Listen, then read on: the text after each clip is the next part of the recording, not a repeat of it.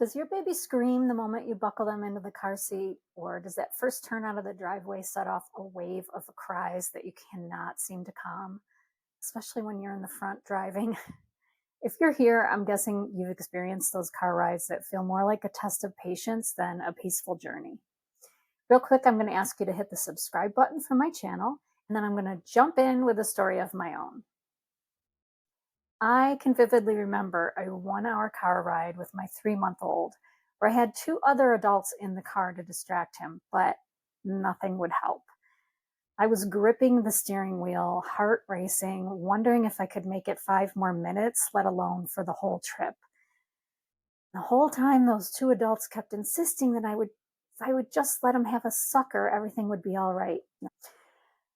So, if you've ever felt stuck in a car with a crying baby and no escape, you are not alone. But here's the good news: there are real practical strategies to help you and your baby enjoy car rides together. So stay with me because today I'm going to dive into the why behind those tears and how you can bring calm to the car rides no matter where you're headed. First, let's talk about the science behind why babies cry in the car. So many parents wonder, why is my baby fine at home but screams the second we put him in the car? Understanding a baby's sensory experience can be eye-opening. In the early months, babies are adjusting to an entirely new world, and cars introduce intense stimuli: bright lights, road noise, sudden movements. Research shows that these sensations can overwhelm a baby's developing nervous system, especially in a confined, unfamiliar, and maybe uncomfortable car seat. Babies might feel isolated or even scared, which naturally triggers crying as a way to seek comfort. So, newborns have unique cries that can indicate specific needs. And in knowing if your baby's crying because of hunger or boredom or discomfort can really help so that you can find the best solution to the problem. Hunger cries are usually rhythmic and demanding, whereas a discomfort cry may be more high pitched. You will get to learn your baby's cries, but learning these cues takes some practice and some time. You'll need to be attentive, and it'll help you respond faster and potentially soothe the baby more effectively. So, I want to talk about creating a calm car environment. To ease the transition into the car, try making the space as calming as possible. Adjust the temperature to prevent the baby from getting too hot or too cold.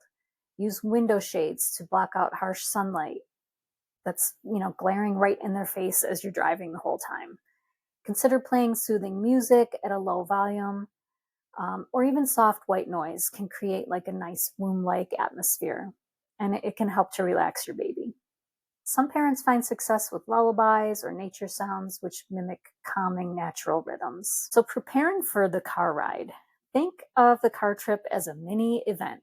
Okay, prepare your baby by addressing basic needs like feeding and changing beforehand. A full belly and a dry diaper means they'll be less likely to fuss over physical discomfort.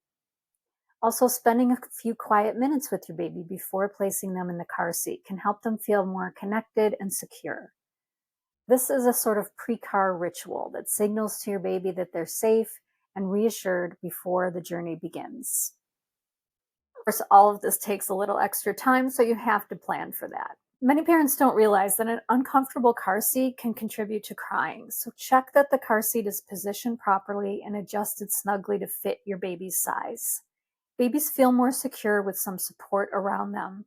So look for a car seat that provides a snug fit, but also allows for a little natural movement.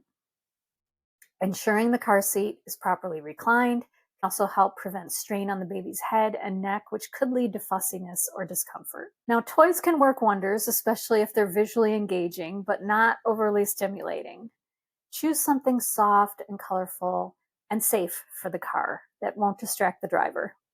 A small mirror facing the baby can also provide a comforting sense of connection.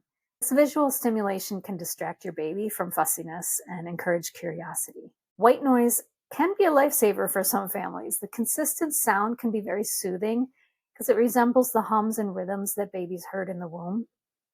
Consider a portable white noise machine or download a white noise app on your phone, but just make sure the volume is at a safe level for your baby's little ears.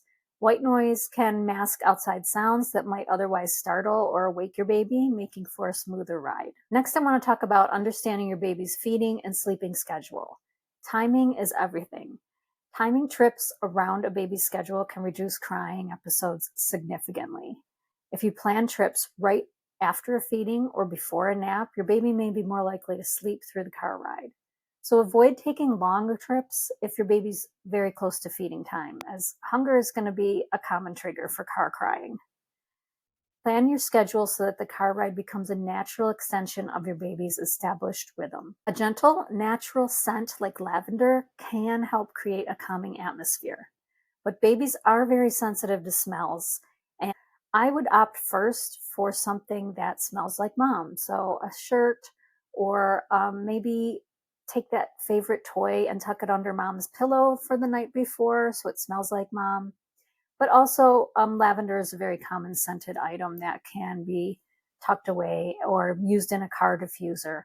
Just make sure it's not overwhelming. Essential oils should be really used sparingly, and make sure they're baby safe first. The goal is to create a calming environment, but without overwhelming their senses. So, short, gradual trips can help your baby get accustomed to the car. Start with brief drives around the block, increasing them with time as your baby becomes more comfortable. This sort of slow exposure helps both baby and parent gain confidence, and it reduces the pressure of a long trip. A few successful cry-free drives can build a positive association with the car. Now, managing solo car rides versus with a partner. Solo car rides with a crying baby can feel overwhelming. If possible, have a co-pilot who can attend to your baby while you drive. Someone who's on the same page with you and isn't going to insist that a sucker will help. Bad memories. A partner can help with soothing or offering a pacifier without compromising baby's safety.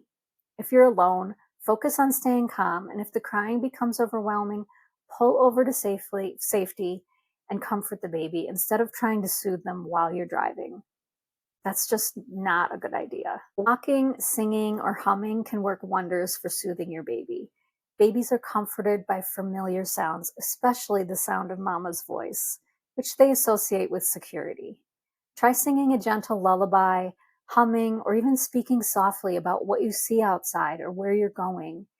This not only distracts the baby, but reassures them that you're close by. Now, there may be times when the crying becomes too intense and your baby needs immediate attention. Don't hesitate to pull over safely if the crying is very distressed. Use the brake to reset by comforting, adjusting the baby's seat, providing a feeding if needed. A little pause can sometimes calm your baby just enough for the remainder of the journey. You need to manage your own stress while you're in the car. So, car rides with a crying baby can be incredibly stressful on top of just the usual stress we have when we're driving out in traffic. If you feel overwhelmed, try some quick breathing exercises. Take deep breaths and remind yourself this is just a phase. Babies are sensitive to the emotions of those around them, so the calmer you are, the more likely your baby will respond positively. Remember, it's okay to take breaks, prioritize your own well being during these challenging moments. So, I want to talk about using mirrors once again. A baby mirror that you place on the rear seat headrest can give both you and your baby a little peace of mind. They have the kind that you can double up so you can check on them without having to pull over, and your baby can see a familiar face when they look back. So, this little connection can help them feel less isolated and reduce fussiness. Over time, your baby's needs will evolve. Newborns may need constant soothing, while older babies or toddlers might enjoy more interactive elements.